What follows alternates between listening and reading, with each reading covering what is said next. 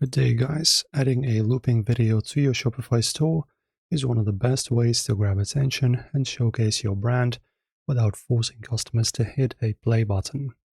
Whether it's a hero background or a product demonstration, setting it up is quick and easy. And here are the 3 best ways to loop your videos in this year. Alright, so this is pretty easy, guys. Let us begin. So firstly, you need to navigate to the online store. This is where we can access our theme and actually add it to our websites. Right here, press on Edit Theme, depending on which one you're using at the moment. In here, in order to have a video section, we'll need to add it first. To do that, you go down with your mouse and then click on Add a Section. And in here, in the search, type in video. There you go, click on the video, and now the new section is created. In here, I will show you how to loop the video now.